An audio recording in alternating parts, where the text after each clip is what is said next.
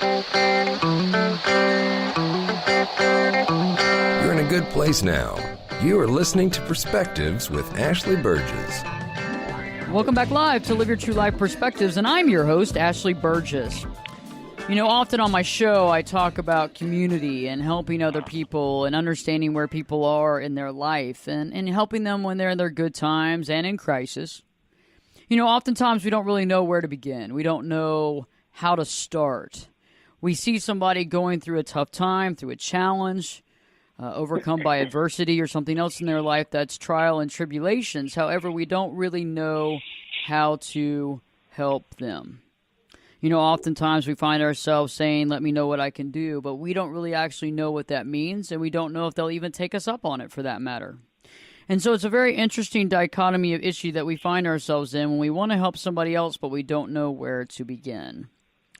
So, you know me, I've got to find the expert on this when I'm looking about topics and figuring out exactly what we need to do, how to bring our community together, how to figure out what we can do with somebody in crisis, and really how to understand the levels of relationships and what that means when it comes to helping somebody overcome adversity or get through a tough time in their life. Joining me live on Live Your True Life Perspectives is Sarah Beckman. Sarah is the author of Alongside, a practical guide for loving your neighbor in their time of trial. She's also an author, a national speaker, a blogger, a communications coach, and her second book is coming out next year.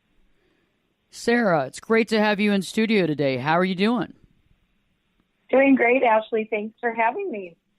Well, I'm glad to have you on the radio because we're going to be talking today about community and about society, about helping our neighbors, and this is something that is near and dear to my heart. I live in a building. I know every single person in that building. I know their kids. I know their grandkids. I have an office, a few blocks down from there that I know everybody on the street. I'm there, when somebody's sick or somebody's hurt, we're always there kind of circling the wagons around. And it's been something that I've always done and kind of the way, I guess, to some degree I was raised. But I was looking at your book Alongside, a practical guide for loving your neighbor in their time of trial. And I find it very interesting because you really talk about exactly how to help, what to do, and kind of the stuff that gets in the way of, I think, us jumping in to help. So, when we talk about community, how do you feel about the way that our society is today when it comes about trying to help people or trying to facilitate kind of like, helping other people and really kind of creating a synergy in that level? Yeah, well, I think people really struggle, which is one of the reasons why I wrote this book, of course, because lots of times people are paralyzed by maybe just a fear of, what if I say the wrong thing? What if I do the wrong thing? What is the right, appropriate, all of the questions that flood our mind the minute that we hear the news, if you will, whether it's divorce or addiction or a suicide or, a loss of a loved one or cancer. I mean, it's everywhere we look, and we can't pretend that people don't need us. So I think people, as a whole, our society shies away from reaching out because of sort of a paralyzation of, I don't know what to do. So I think that people don't have a compassion problem. They have a confidence problem. And that's really what I tried to address in Alongside, was just how can we equip people so that they'll never have to be paralyzed again, that they would have all the tools at their fingertips so that they could open the book anywhere and put their finger down and know that they could do something today for that person that they care about that's struggling. So, yes, I saw a real need in the community, in the world, in neighborhoods, in schools, in businesses specifically. It's hard for people to reach out in a business place because they think, is that too personal, right? So I think that it's lacking greatly. And maybe if it's your best friend, you'll do something. But then anything beyond that, people are just too worried about, what do I do? I don't know what to do. I'm doing nothing. I agree with you, Sarah. I feel like oftentimes we get overwhelmed by one, what are we supposed to do? Two, how much should we put ourselves out there? Are we helping? Are we becoming more of a burden? And I think also the question comes in, how close am I really to this person? And are they looking Right. toward me for help, or, am I visioning a different level of friendship than we actually have? Right. Yeah. I mean, but at the same time, I think that we can always offer, right? And then if we offer something, it's their choice. But we don't, I think we err when we make the decision on someone else's behalf about what they need or where we are in their life. And, that keeps us from interceding or, putting ourselves in a situation where we might be able to really provide hope and encouragement and just practical help for someone in a dark place. And we often hear when we hear the statement, it's about walking in someone else's shoes and being able to figure out what they've gone through. And, one of the things I've struggled throughout my life, and I've gone through a lot of trials and tribulations beginning as a young child. And that was one thing that I always wanted to help with, is that I figured, in order to get out of myself and all of self was to help other people in their trials and tribulations. Not only is that a direct awesomeness as far as giving back to your life and to feel good, but it also puts into perspective. And also we learn in the process, I feel. Right. Well, and like you said, there is not really a better way to get out of your own self and whatever you're going through than to step out of your comfort zone and just step someone else's life, because it's just so, it's freeing. It takes our mind off our own troubles. And then a lot of times we can use our troubles for good. That's really also another reason why I ventured into this project, was because in my own life, I had 4 back surgeries in 6 years, and I was on bed rest with my daughter, and I had 3 close family and friends that had terminal illness that died within 3 years, like 1, 2, 3. And so part of why I endeavored to write this book was because I had a decade of hardship, and I felt like I learned a lot, and I wanted to share it with other people. And I wanted them to be equipped and benefit from what I learned. But also, it was a way to turn sort of the pain and the struggle and the suffering that I'd endured into something positive, where people could then love others well in those dark places. And I mean, it's such an isolating thing to go through a trial. And then when all your friends and family step back from you because they're worried and they don't know what to do, then in your very worst, darkest time, you're even more isolated. I agree with you. And we've seen what happens when people isolate themselves, especially in a depressed moment, overcoming the death of a loved one.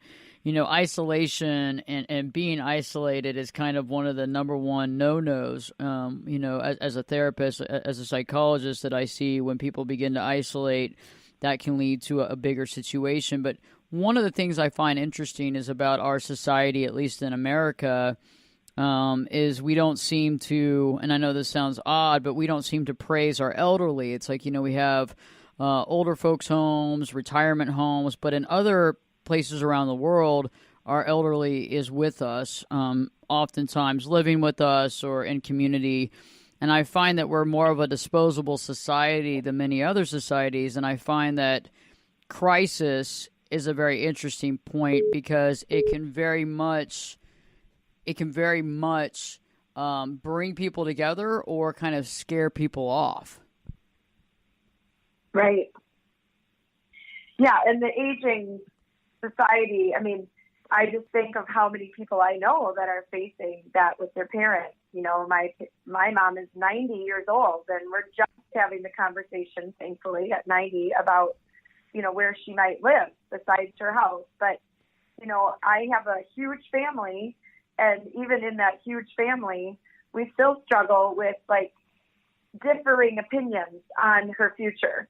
And so I think you're spot on. I mean, revering our elders, honoring, respecting, caring for them in a way where we lift them up and, honor them in just a profound way instead of just, okay, check the box, mom, dad, grandma, they're in their care facility and they're off my hands, Mm-hmm. And so there is actually, I wrote a whole chapter about when someone's aging because I just know so many people that are struggling with this. And I have one friend specifically who said, if I only picked up this book just to read the chapter about the aging parents, that's what I needed the most. Like her dad has Alzheimer's and she's navigating, her mom in denial and her dad just, deteriorating. And she's just learned the principles of coming alongside her parents and not making it about her, but really making it about them and what do they need and how can I help them in this time? How can I best serve them and cherish them? And one of the things for her is that instead of just when they ask questions or they need something, she's started to dedicate one day a week to going over and just being present and sitting with her dad and going through the things, even if it's the 40th time that they've gone through the same thing. She just goes over and is completely present and with them and recognizing that that's so important to just show up. Let me ask you a question, Sarah. I think you probably have a lot of wealth of knowledge on this when it comes to helping somebody that's been a caretaker for a long time, like you were saying, maybe with somebody that has Alzheimer's and gone through that for years, and the caretaker's been there and things have changed and the person has passed on. How can you really help a person who's been a caretaker for a long period of time, who's kind of been in that role so long that they don't even know how to stop caretaking? You know what I'm saying? When somebody has been doing it for years and years and they've been putting their own health and well-being on the back burner, how do you help somebody like that? Oh, that is such a great question. And I was, I wasn't a primary caretaker, but I had a best friend who had leukemia for 5 years. And I was like a critical, pivotal linchpin in the web of people that were helping their family. They had 3 kids and, busy young kids and lives. And when she died, I really struggled. I really, really struggled because there was a huge void. And it was exactly what you just said. The void was, I was so used to waking up each day thinking about what they needed, their family and her specifically. And then all of a sudden she was gone. And so this identity that I had created of being needed and being a vital part of their journey was just missing. And of course I had my own family and my own husband and my own life, but it was so difficult.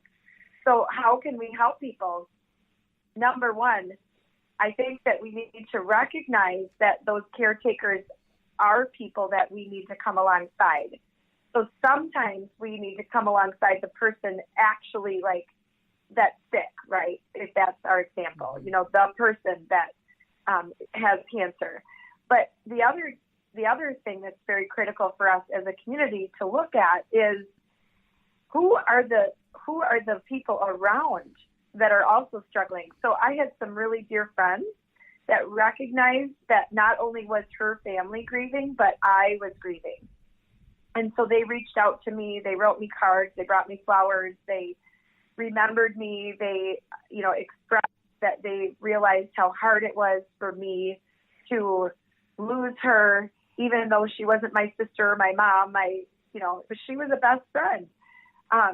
But caretakers, every rule and every guideline in alongside of how to come alongside someone, it totally applies to a caretaker as well. And I think that when a loved one is gone, we have to keep remembering. That's my number one piece of advice is we can't forget that they're still hurting. Just because the person's gone doesn't mean the pain is gone. So we need to still reach out to them. We need to offer to take them to dinner. We need to encourage them.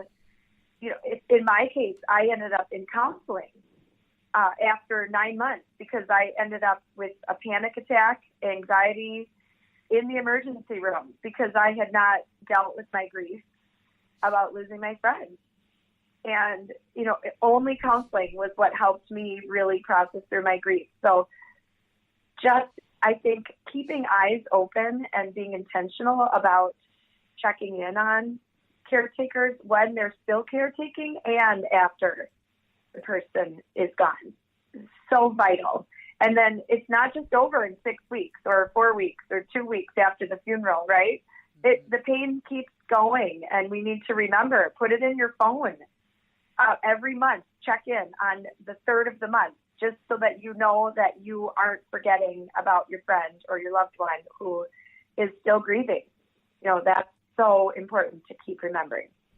That's so true, Sarah, because I think a lot of times, you know, because of the way that the news and the media is coming at us at such a rapid rate, as how our lives seem to be spiraling so quickly, it seems like we get overwhelmed by media, information, responsibilities, whether it's taking the children here or there or going to work or working 80-hour weeks and then compiling that and forgetting or assuming that things go by so fast. And I feel that grief is such an independent, individual thing. And one of the things that I find, too, is you're right. When the funeral's over, it seems like everybody disperses. And I was talking about that on the phone earlier today. It's like, you know, everybody's there during the funeral. They're there during the wake, bringing food and what have you. And then the next thing you know, 2 days later, you can hear a pin drop. Right. They're all gone. And that's got to be right. overwhelming, you know. And I think when we can actually help somebody, it's not only helping them, but it's helping ourselves, because we're all going to go through this at some point, you know? Absolutely. And once we actually help somebody kind of walk through that, and also it's obviously to help them, but if you think about it, when we help other people in a time of need, it helps us grow through the process, and it also helps us learn what to do and what not to do, but also it makes it more familiar for us. And I think when the time comes, it becomes easier to deal with. No doubt about it. I mean, I've learned so much in the trenches of loving other people in their hard places that I'm definitely more equipped when my own hard places come. And I have, like I said, I have a big family. I'm the youngest of 14 kids. And wow. right. Yeah. Right. And 14 right now, kids. Wow. Yep. Yep. 7 boys, 7 girls. I'm the youngest. All natural birth, all one mom and dad. Wow. So, right. But right now, at this very moment, there's 3 people in my family that are going through really big stuff. Really big stuff. And so, it's just, you can't escape it. But I've learned so much, even just walking with friends or neighbors or my own situations, that I have a different compassion level and care and concern level and a confidence. I have a confidence to reach out. My brother just announced that he's getting divorced, and we're not like super, super close, but I knew that I had to reach out. I had to do something, because people are afraid to talk about it. They're afraid to call. They're afraid to reach out. They're afraid to invite him. They just don't know what to say or what the situation is. And so I just texted him, said, I'm thinking about you. My door is open. You're a great dad. I just a simple 4-line text. And, he responded about 5 days later, which of course my job is not to be offended, because that's another thing that people do in crisis. They text someone and then they get real mad that they didn't answer them back. Well, they're in crisis. Mm-hmm. They're not worried about getting back to you. And there's a chapter in the book called It's Not About You. And it's this gentle reminder to people that you don't get to be offended. It's someone else's crisis, and your job is to be there for them, not worry about you. And if they thanked you, or if they answered you quickly, or if they appreciated you, that's not your job. Your job is to just love and serve and make it about them, not you. So anyhow, of course I was not offended. It took him 5 days to answer me. It was just a simple thank you.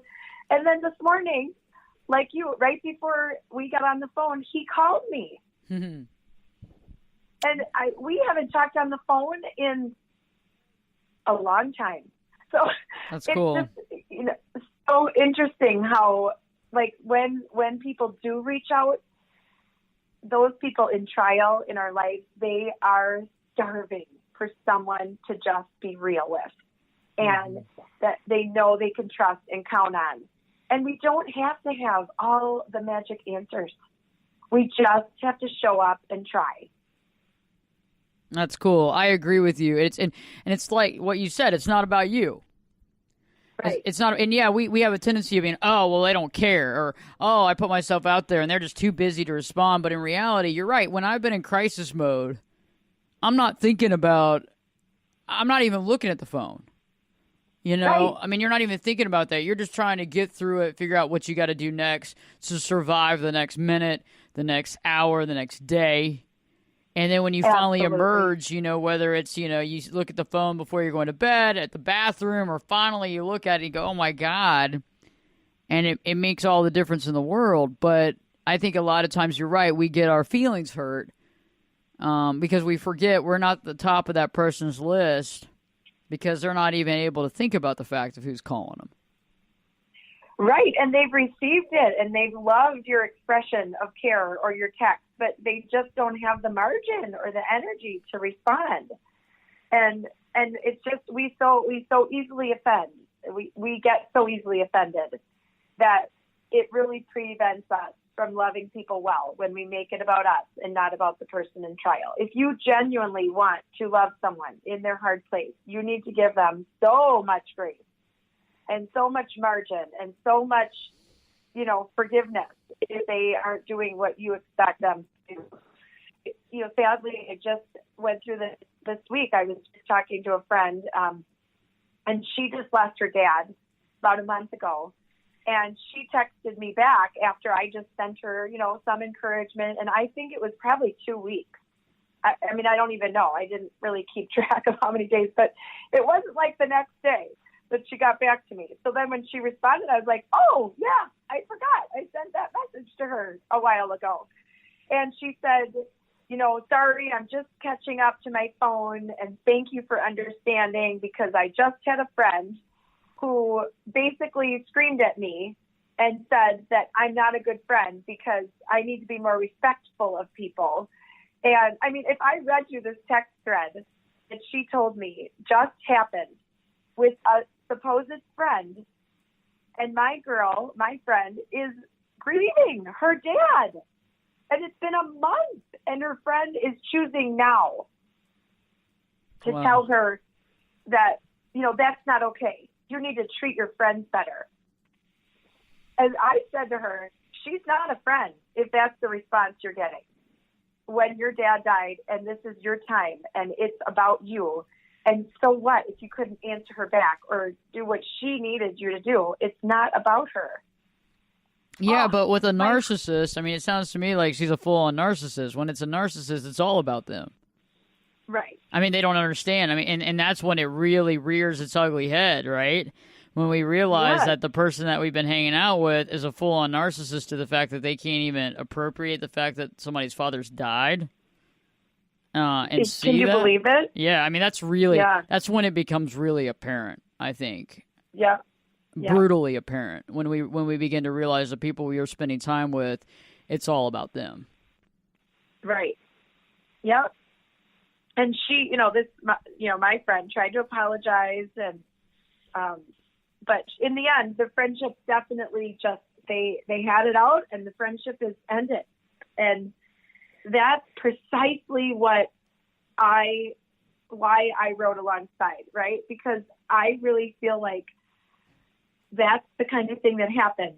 Like maybe it could have been the converse, where the friend didn't show up for the person that was grieving, and they were like, you didn't even show up for me. You didn't remember me. You didn't call me. You didn't reach out to me. You didn't send me a card, whatever the things are that we expect of people. Mm-hmm. But when they don't know what to do, when they lack confidence, when they're paralyzed by a fear of doing the wrong thing or saying the wrong thing, and they do nothing, friendships, relationships are lost because of it. And that is the worst possible outcome when life is already tragically hard.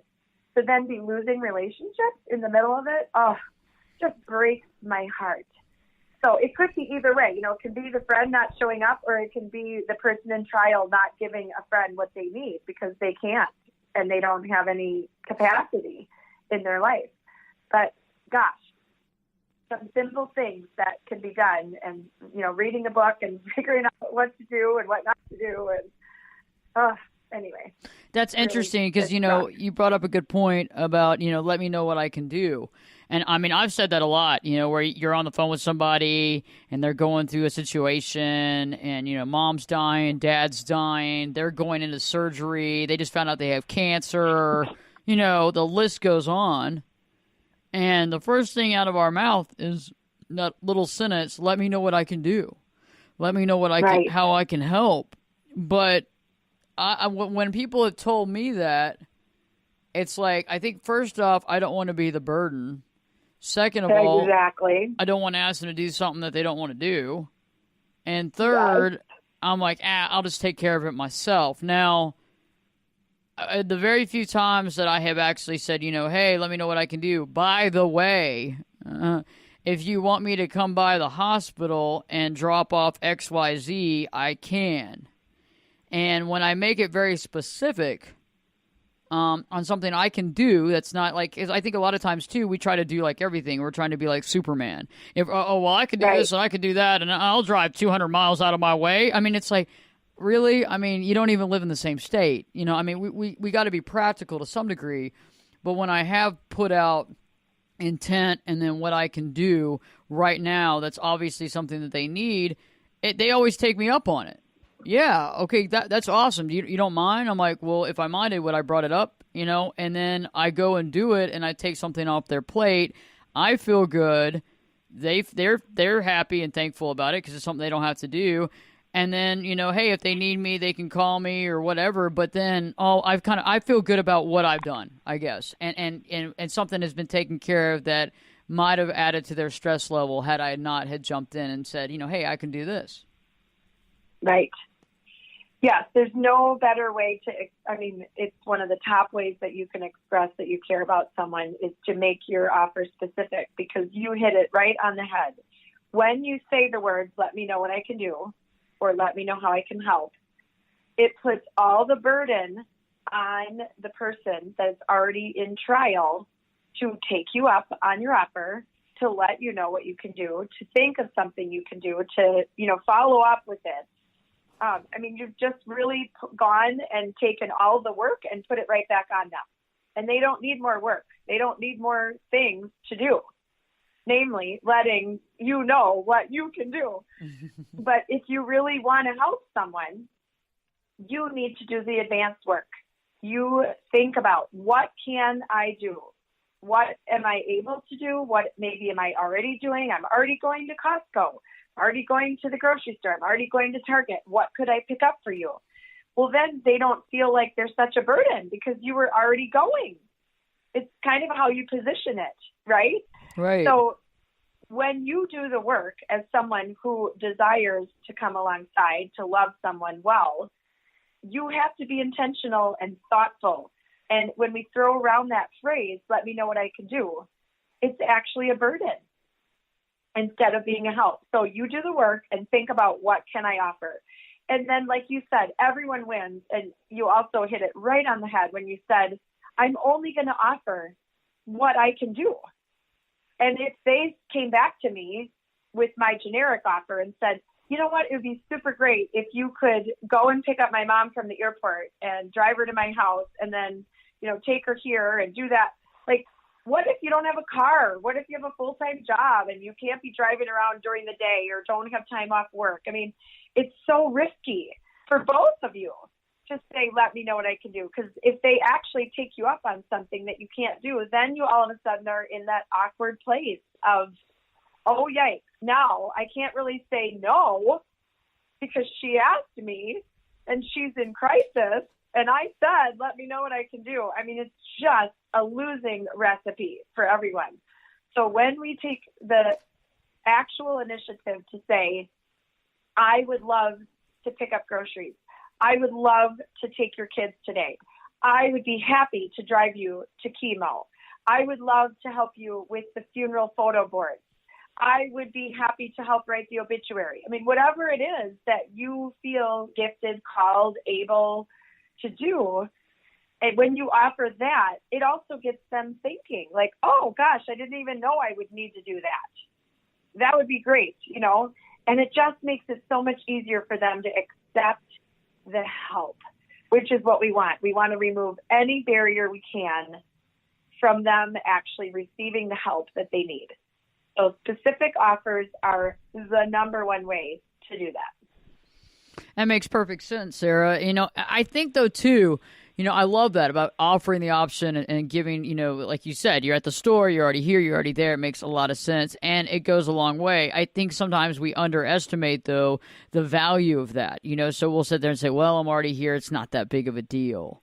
You know, and right. Don't you think, like, we underestimate? It's like, why are we underestimating what we're doing? I think it goes back to our self-esteem. Well, I need to do something bigger. Right. And just like, do we want to be praised, or are our motives in the right place? I mean, that's really a big question we have to ask ourselves when we're coming alongside someone is check your motives at the door. I mean, do you genuinely want to be helpful? Then even the smallest, most benign thing that no one might ever know you did is valuable. But if we're in it for accolades or praise or visibility with our community, then we have the wrong motive.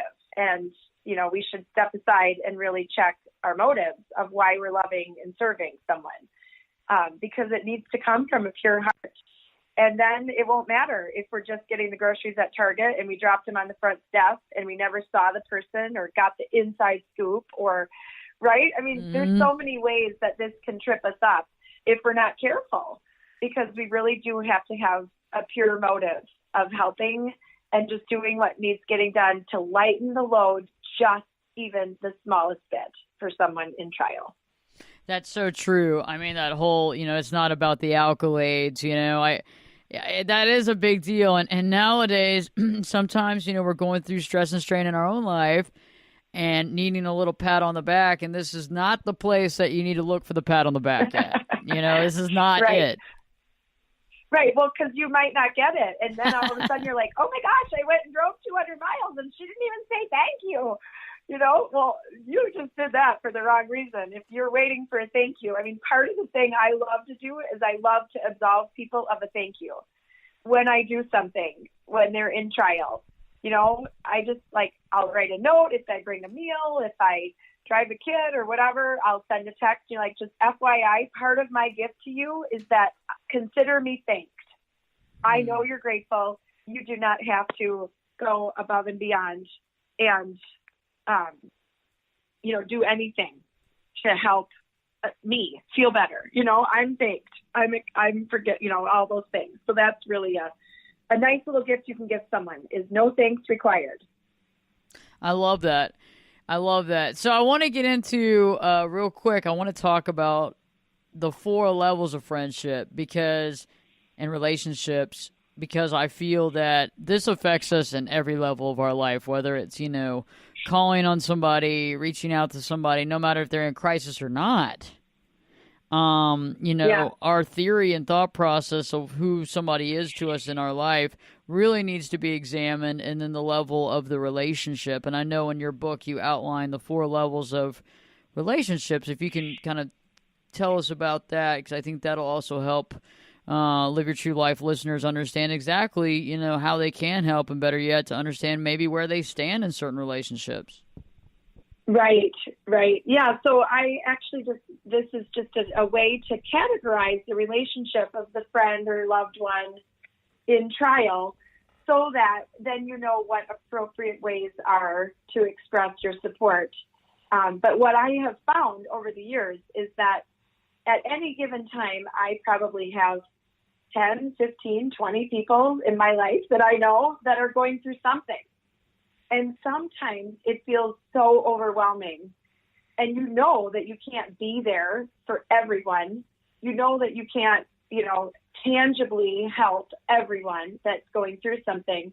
And so either A, we throw up our hands and just help no one, or B, we try to be superwoman, as you alluded to before, and help everyone, and then we burn out and we sacrifice our families or our jobs or our primary relationships in our life, and no one wins because we're just trying to be the saver of everyone.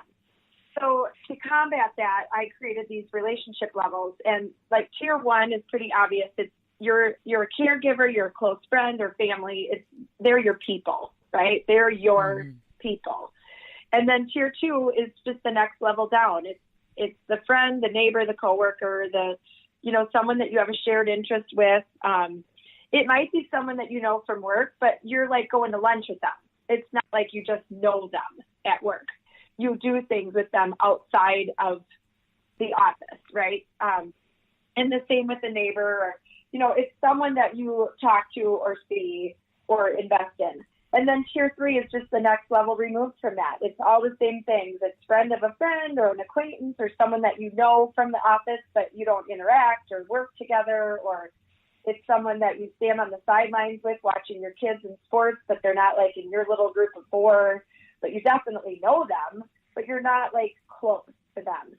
And then tier 4 is just the furthest removed. And that's basically, you don't have a frequent interaction with them. You maybe know them by association, your friend knows them. And by that, oh gosh, I feel so bad because my friend's sister's mom, whatever, but you don't know them. So that's tier 4.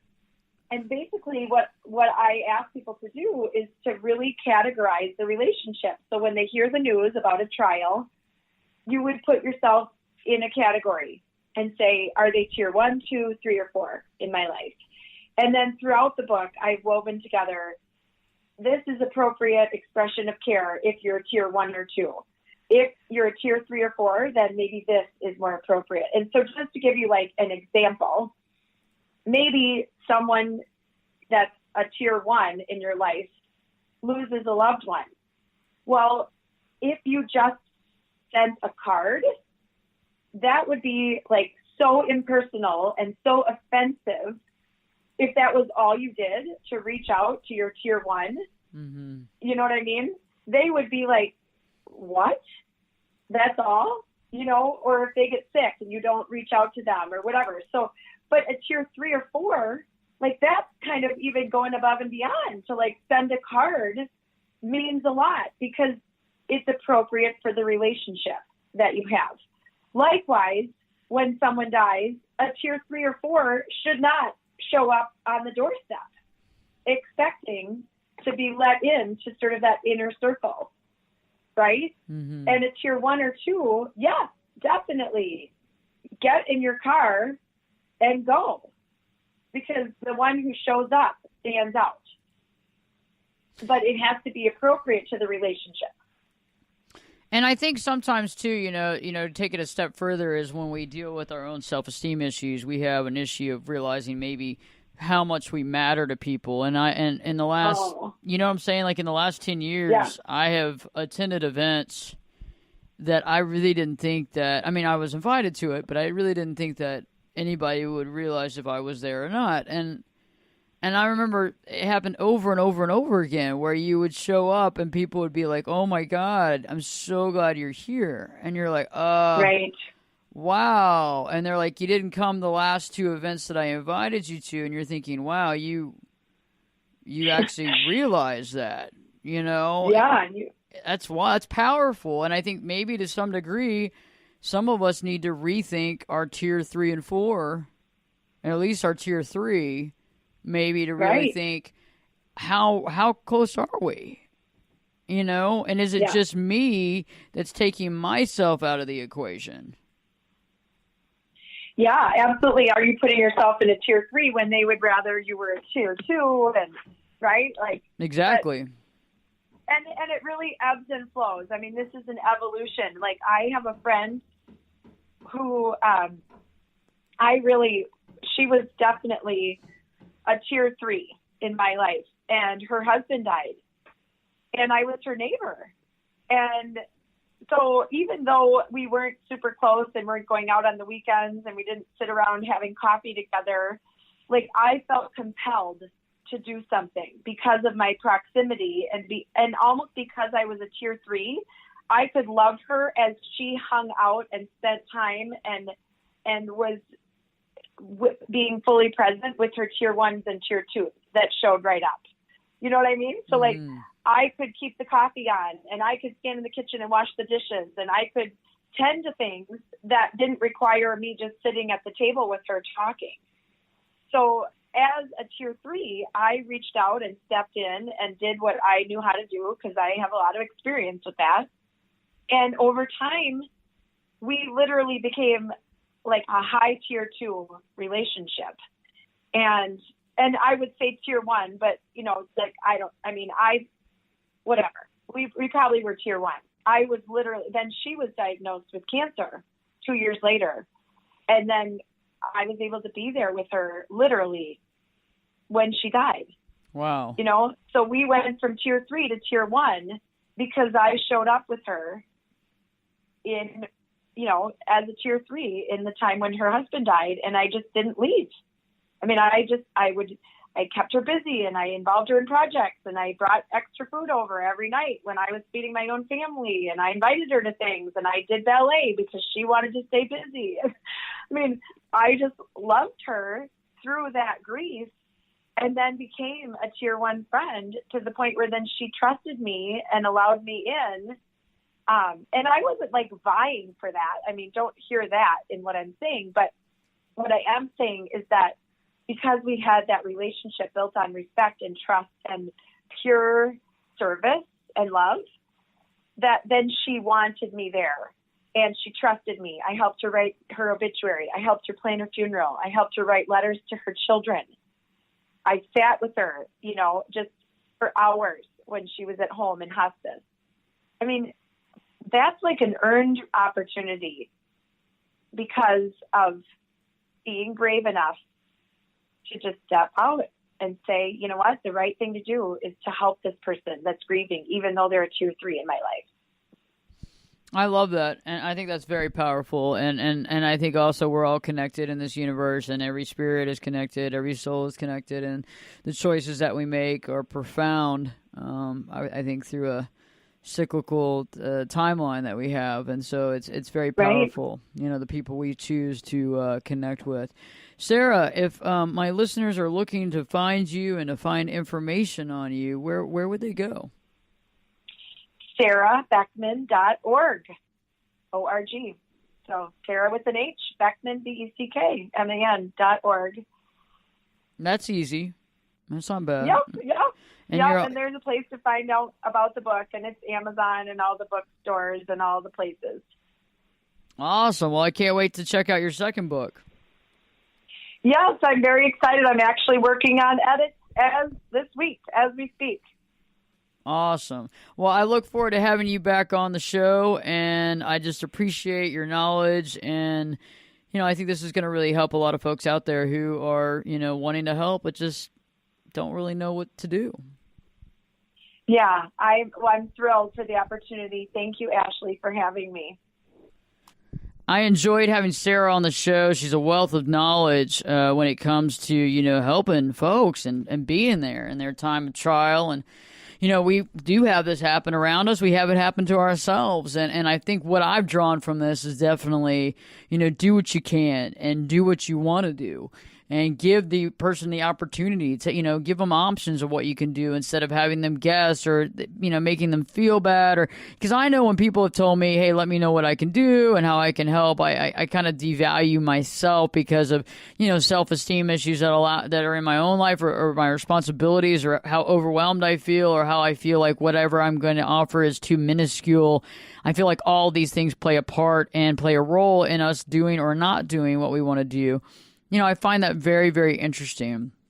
And I feel that we can't devalue our involvement. I feel that our involvement is very, very important, and we can't devalue it just because we're just going to the store or picking up a prescription at Walgreens or CVS or whatever, or, bringing their car in to get service or bringing some food over, we can't devalue that because that is a necessity that needs to be taken care of. And without that, things will fall by the wayside. So all of it is important. All of this is important, and all is a process. Another thing that I took out of this show was to be direct, be positively direct in helping people, because it makes it easier for them to understand exactly what you can do and kind of how it all formulates together. And when we were talking about the levels of friendship, the 4 levels of friendship, I find that very interesting because oftentimes, we don't really understand exactly where we stand. And sometimes I think because of our self-esteem issues or because of our insecurities, we feel as though we might be a level 3 or 4 when we're not. I think that, oftentimes, because we are all solely connected in this universe and in this whole thing that we're doing here on planet Earth and being here as spirit gods, going through the process of living in a life in an actual skin body, I think that, we can choose to help who we want to help. And in the process, I think it really connects with the sophistication of a soul-sophisticated society. And I think that has a predication of a very deep thought process when you think about it. And I think the more we grow a friendship, the more we grow out of 4 and 3 into 2 and 1. And I think really most of our friendships really need to be in a 2 and 1. It's just how much time do you have in the day? But is that really true? I don't think that you have to see somebody day in and day out to be a close person in someone's life. I think that's a thought process in our head that we concoct or construe to define how close we are. But I think in reality, we can be very close. But, dropping in and saying hi and leaving a note or texting or doing something that, lets the other person know that you're thinking about them and that you care. When it comes to really giving back and helping people, I've realized that when I've helped people in crisis, it's directly affected me psychologically in a positive way. It might have been stressful or overwhelming at the time, but quite honestly, I really learned a lot about myself. I learned a lot about the situation, and I'm a better, more solid person for it. I've learned a lot. I've grown, and I've overcame adversity, and I've helped other people grow and overcome adversity and go through the process as well. And we've become stronger in our relationship. Anytime that you're there in a crisis mode for somebody, it really does directly relate to the impact of the relationship, but also it puts it at a different level. It puts our relationship at a different level because anybody can be there in the good times. Anybody can be there when things are awesome and the champagne's flowing and, the smiles and everything else, but it's when there's real stress, it's when there's a real critical situation that's taking place that we have to really kind of rise to that occasion and accept what we have to deal with. And I think that's a powerful, powerful place to be at. And I think the more that we help other people in crisis, the more that we show we value them. But I think the more we value ourselves, because all of us are going to go through crisis at some point or another, right? And we don't know necessarily when it's going to happen. Otherwise, it wouldn't be a crisis. It would be a situation that we were planning on. So we don't really know. But what I've found is that the more we do to help other people, to better their lives, to be there for them, it just seems like it's a cycle, a positive cycle of things that can help us and be very helpful for us and really turn around and create some positive, loving, powerful feelings that really engulf the people we're around in a positive, enlightening way. It's interesting. So I really feel that this show has been very powerful because I think more than ever we need to be more of a community. We need to come together. We need to be there for one another. And I think there is no time like the present. And I have, a couple of thoughts of my own on this subject. First off is get to know the folks that you live around. Whether you live in a condo building, whether you live in a townhome, whether you live in a house in the city or in the suburbs or in the rural areas, getting to know the people around you, getting to know them, being, caring about them enough to check on them, being responsible for the people around you, and making sure they're okay. I know everybody I live around. I know everybody I work around. I know their kids, their family, their mother, their father. I know that stuff, and I know that because I care. I know that because that information was given to me because people know that I care and I'm there for them. and vice versa. And it works both ways. And it's a very powerful place to be when you know everybody. And I know some of you say, well, you know what? It's not my personality, Ashley, to really put myself out there. And it kind of scares me to talk or whatever. And I understand that. But getting out of our comfort zone when it comes to this can be a very successful, powerful position to be in a pleasant way, because you know your surroundings, you know the people in your surroundings, you're there for them, they're there for you. It's a great place to be. And you learn from other people, and it becomes more of a village. And I prefer to live in a village. I think a village is cool. Everybody knows one another. You know, you help one another. You're there for each other in the good and the bad times, and it's a great place to be. And I like to live my life like that, and that's the way I like to live. That's the way I like to be.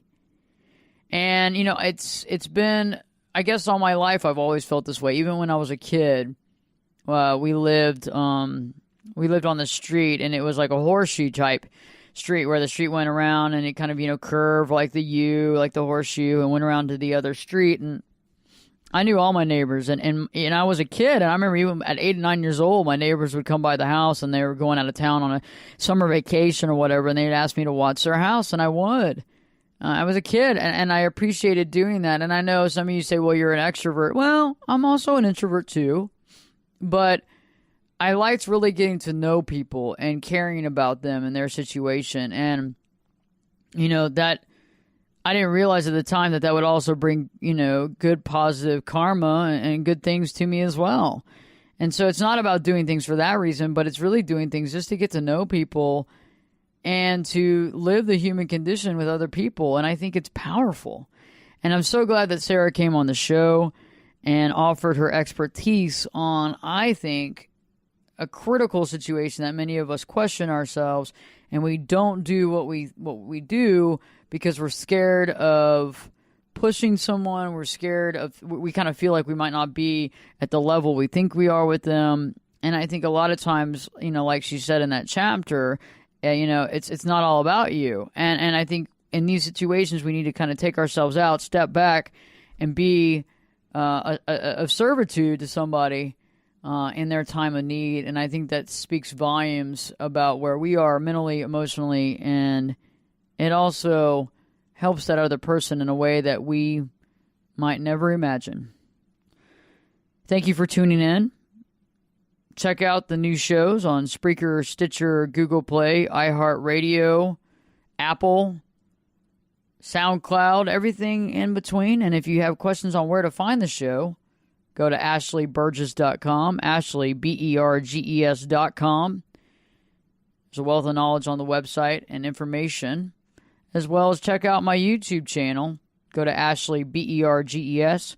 Watch the latest videos that go up every single week on different topics about relationships, marriage, overcoming adversity, dealing with tough bosses, recognizing narcissists in your life. Stay tuned. Live your true life perspectives with your host, me, Ashley Burgess. Will be back this time.